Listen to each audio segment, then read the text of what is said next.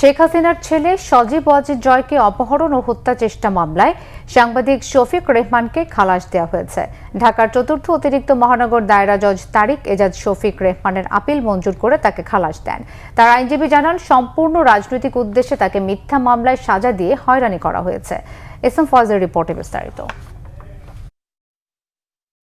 সজীব ওয়াজেদ জয়কে অপহরণ এবং হত্যা চেষ্টার ষড়যন্ত্রের মামলায় খালাস পেয়েছেন সাংবাদিক শফিক রেহমান।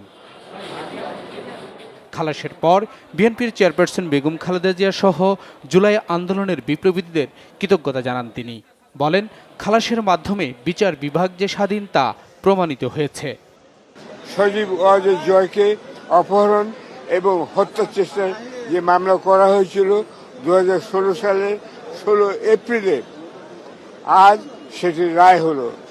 রায়ে মামলাটি থেকে আমাকে খালাস দেয়া হয়েছে। সুদীর্ঘ 9 বছর পরে সত্য প্রতিষ্ঠিত হয়েছে। আমি আন্তরিক ধন্যবাদ ও প্রশংসা করছি মাননীয় বিচারপতি বৃন্দকে। তারা এটাও প্রতিষ্ঠা করেছিলেন বা করলেন, এখন বিচার বিভাগ স্বাধীন। আমি বিশেষত ধন্যবাদ জানাতে চাই ম্যাডাম খালেদা জিয়াকে। প্রথমত একটা ভুয়া, একটা ভানুয়াট একটা মামলা, যেটা কোনো ভিত্তি ছিল না। সেখানে এই ফ্যাসিবাদী সরকার তাদের ইচ্ছা মতো একটা ক্যাঙ্গারু কোর্টে রায় দিয়েছিল এবং আমাদেরকে মামলা করেছিল। সেই মামলা থেকে আজকে ফাইনালি আমরা ইনশাআল্লাহ এটা সমাপ্তি ঘটল। এখন আলহামদুলিল্লাহ আল্লাহর দরবারে আমরা শুকরিয়া জানাচ্ছি।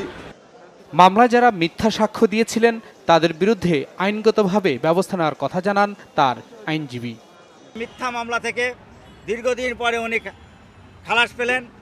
আমরা সুস্পষ্টভাবে একটা যে বলতে চাই, সেটা হচ্ছে এই মামলা তদন্তে এই মামলার সাথে সংশ্লিষ্ট যারা মিথ্যা সাক্ষী দিয়েছেন তাদের ব্যাপারে আমি জনাব শফিক রেহমানের সাথে বসে ফৌজদারি এবং দেওয়ানি সহ যত ধরনের আইনি ব্যবস্থা আছে তাদের এই মিথ্যা ষড়যন্ত্রের জন্য আমরা সেভাবেও একটা আইনি প্রক্রিয়ায় যেতে পারি, কারণ এই দেশে একটা আইনি শাসন প্রতিষ্ঠা হওয়া দরকার।